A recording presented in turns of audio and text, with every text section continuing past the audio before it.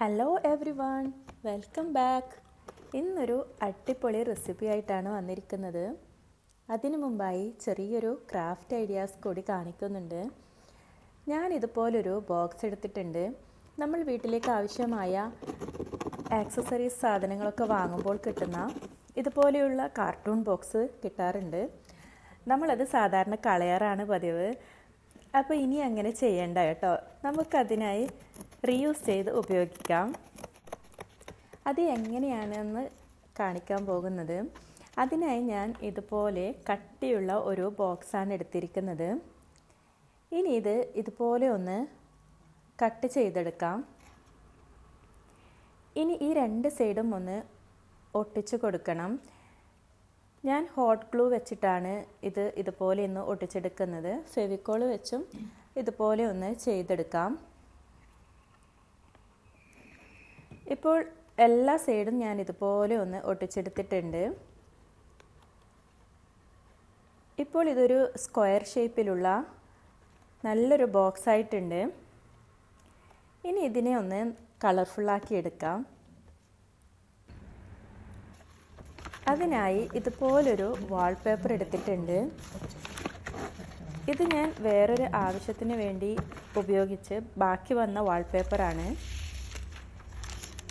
ഇനി ഞാനിത് കളയാതെ ഇങ്ങനെ എടുത്ത് വെച്ചതാണ്. അപ്പോൾ ഇനി ഇതൊന്ന് ഇതുപോലെ സ്റ്റിക്കറൊക്കെ റിമൂവ് ചെയ്തെടുക്കാം. അതിനുശേഷം ഇതുപോലെ ബോക്സിൽ വെച്ച് എല്ലാ സൈഡും പതുക്കെ ഒന്ന് സ്റ്റിക്ക് ചെയ്ത് കൊടുക്കാം. ഇതിൻ്റെ എഡ്ജസൊക്കെ നന്നായി ഒന്ന് എല്ലാ സൈഡും ഇതുപോലെ ഒന്ന് കട്ട് ചെയ്ത് പതുക്കെ ഒന്ന് ഒട്ടിച്ച് കൊടുക്കാം. അപ്പോൾ ഇത് കറക്റ്റ് ലെവലായി കിട്ടും.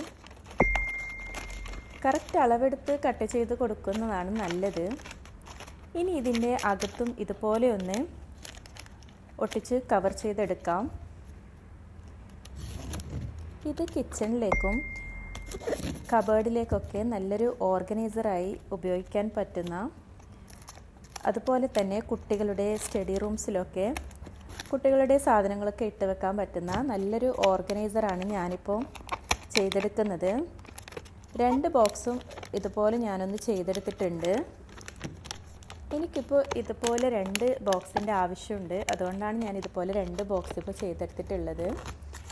ഇനി ഇതിൻ്റെ ഫൈനൽ ലുക്ക് വീഡിയോയുടെ ലാസ്റ്റ് കാണിക്കാം.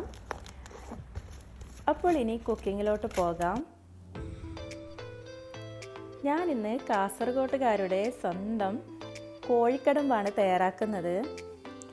അതിനായി ആദ്യം ഒരു പാനിൽ അല്പം ഓയിൽ ചേർത്ത് കൊടുക്കുന്നുണ്ട്.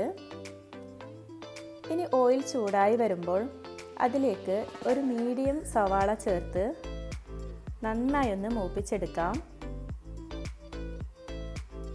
ഒരു 3 മിനിറ്റ് ഇതുപോലെ ഒന്ന് ഇളക്കി കൊടുക്കാം. ഇപ്പോൾ സവാള നന്നായി മൂത്ത് വന്നിട്ടുണ്ട്.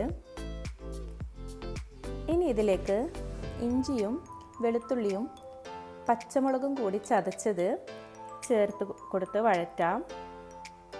കൂടെ അല്പം കറിവേപ്പിലയും കൂടി ചേർത്ത് കൊടുക്കുന്നുണ്ട്.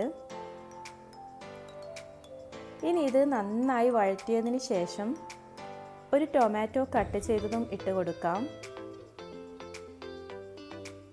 ഇനി എല്ലാം കൂടി ഒന്ന് മിക്സ് ചെയ്യാം. ഇനി ഇതിലേക്ക് കുറച്ച് പൊടികൾ ചേർത്ത് കൊടുക്കാം. 1/4 ടീസ്പൂൺ മഞ്ഞൾപ്പൊടി ചേർത്ത് കൊടുക്കാം. കൂടെ 1 ടേബിൾ സ്പൂൺ മുളക് പൊടിയും 1 ടീസ്പൂൺ മല്ലിപ്പൊടിയും 1 ടീസ്പൂൺ ഗരം മസാലപ്പൊടിയും ചേർത്ത് വീണ്ടും നന്നായി ഒന്ന് ഇളക്കിയെടുക്കാം.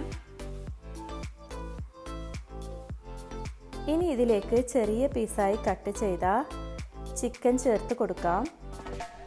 കോഴിക്കടമ്പ് തയ്യാറാക്കുമ്പോൾ ഇതുപോലെ ചിക്കൻ വളരെ ചെറിയ പീസായി കട്ട് ചെയ്ത് വേണം ചേർത്ത് കൊടുക്കാൻ. അപ്പോഴേ കഴിക്കുമ്പോൾ നല്ലൊരു ടേസ്റ്റൊക്കെ ഉണ്ടാവും.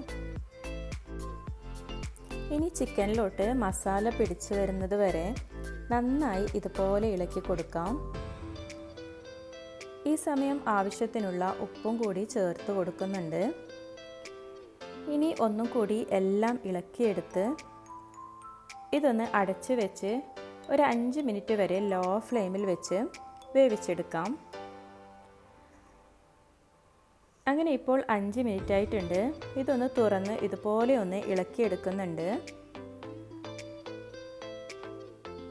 ഇപ്പോൾ ചിക്കനെല്ലാം നന്നായി വെന്ത് വന്നിട്ടുണ്ട്. ഇനി ഫ്ലെയിം ഓഫ് ചെയ്യാം. ഇനി ഇതിലേക്ക് ഒരു അരപ്പ് തയ്യാറാക്കി എടുക്കാനുണ്ട്.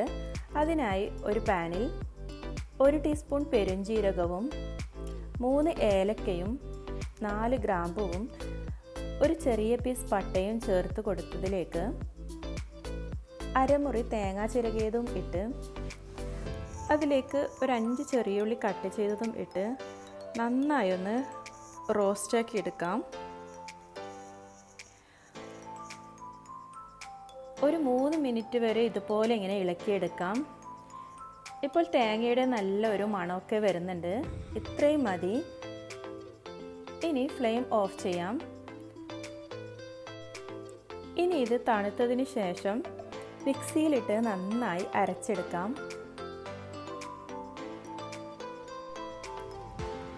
ഇനി ഈ സമയം കൊണ്ട് ഇതിലേക്കുള്ള കടുമ്പ് റെഡിയാക്കി എടുക്കാം.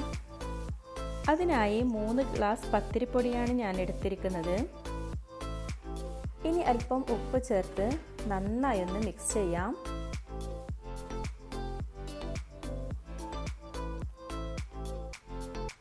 ഇതുപോലെ ഉപ്പ് എല്ലായിടത്തും പൊടിയിലാകുന്നത് വരെ ഒന്ന് മിക്സ് ചെയ്തെടുക്കണം. ഇനി ഇതിലേക്ക് നല്ല തിളച്ച വെള്ളം ഒഴിച്ചു കൊടുക്കുന്നുണ്ട്.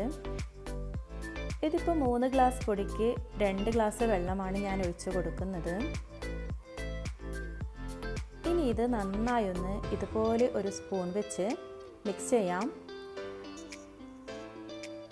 പൊടിയിൽ എല്ലായിടത്തും വെള്ളമായി കിട്ടാനാണ് ഇങ്ങനെ ചെയ്തെടുക്കുന്നത്. ഇനി ഇത് ചൂടാറിയതിന് ശേഷം കൈവച്ച് നന്നായി കുഴച്ച് ഒരു ഡോ ആക്കി എടുക്കാം.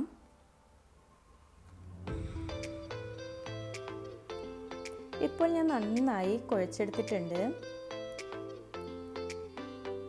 ഇനി കയ്യിൽ അല്പം ഓയിൽ തടവി ഇതിൽ നിന്നും ഓരോ ചെറിയ പോർഷൻ എടുത്ത് കയ്യിൽ വെച്ച് ഉരുട്ടി അതിൻ്റെ നടുക്കായി ഇതുപോലെ ഒന്ന് പ്രസ് ചെയ്ത് കൊടുക്കാം.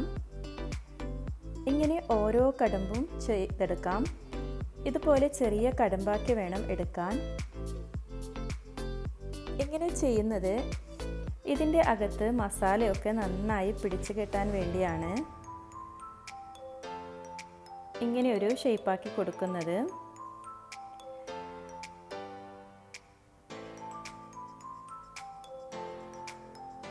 അങ്ങനെ ഇപ്പോൾ ഒരു സെറ്റ് റെഡിയാക്കി എടുത്തിട്ടുണ്ട്. ഇനി ഇതിനെ ഞാനൊരു സ്റ്റീമർ ചൂടാൻ വേണ്ടി വെച്ചിട്ടുണ്ട്. അപ്പോൾ അതിലെ വെള്ളമൊക്കെ നന്നായി തിളച്ച് വന്നിട്ടുണ്ട്. ഇനി അതിലേക്കൊന്ന് ഇട്ട് കൊടുക്കാം. ഒരു 3-4 മിനിറ്റ് ഇതൊന്ന് വേവിച്ചെടുത്താൽ മതി. അപ്പോഴേക്കും ഇത് റെഡിയായി കിട്ടും. ഇപ്പോൾ രണ്ടാമത്തെ സെറ്റും ഇതുപോലെ ഞാൻ ചെയ്തെടുത്തിട്ടുണ്ട്. ഇനി അതും കൂടി ഇതിലേക്കൊന്ന് ഇട്ട് കൊടുക്കാം. ഇപ്പോൾ എല്ലാ കടുമ്പും ഞാൻ റെഡിയാക്കി എടുത്തിട്ടുണ്ട്. ഇനി ഇതെല്ലാം കൂടി ഒന്നിച്ച് വേവിച്ചെടുക്കാം. ഇനി ഇത് വെന്ത് വരുന്ന സമയം കൊണ്ട് കറി റെഡിയാക്കി എടുക്കാം. നേരത്തെ അരച്ച് വെച്ച തേങ്ങാക്കൂട്ട് ഈ കറിയിലേക്കൊന്ന് ഒഴിച്ചു കൊടുക്കാം. നന്നായി ഇളക്കിയെടുത്തിട്ടുണ്ട്. ഇനി ഇത് അടച്ച് വെച്ച് നന്നായി തിളക്കുന്നത് വരെ ഒന്ന് വെയിറ്റ് ചെയ്യാം. ഇനി ഇതിലേക്ക് അല്പം മല്ലിയില കൂടി ഞാൻ ചേർത്ത് കൊടുക്കുന്നുണ്ട്. അങ്ങനെ ഇപ്പോൾ കുഞ്ഞിക്കടുമ്പ് റെഡിയായി വന്നിട്ടുണ്ട്.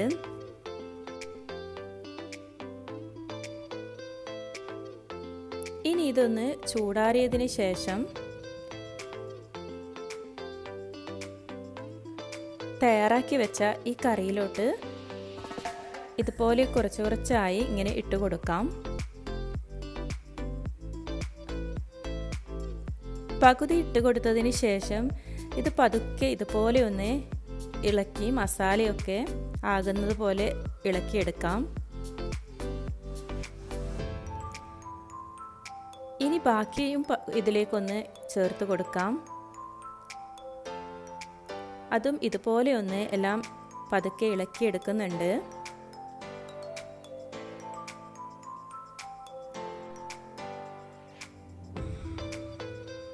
ഇപ്പോൾ മസാലയൊക്കെ കടുമ്പിൽ എല്ലായിടത്തും ആയി വന്നിട്ടുണ്ട്.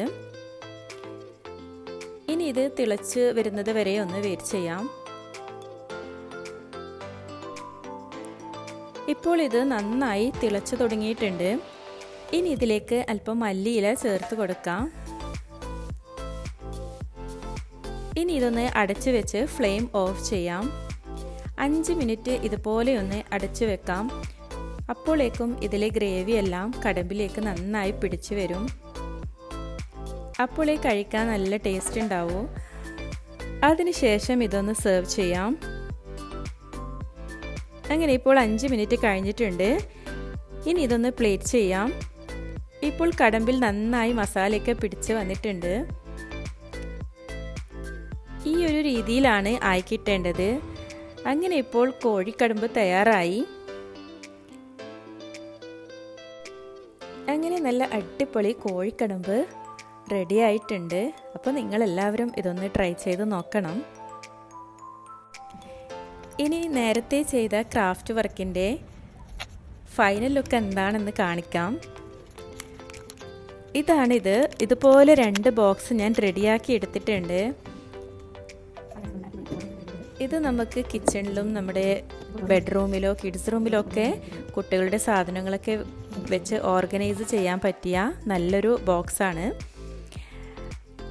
അപ്പോൾ എൻ്റെ റെസിപ്പിയും റീയൂസ്ഡ് ഐഡിയാസും ഇഷ്ടപ്പെട്ടാൽ ഒരു ലൈക്ക് തരാനും മറ്റുള്ളവരിലേക്കൊന്ന് ഷെയർ ചെയ്ത് കൊടുക്കാനും മറക്കല്ലേ.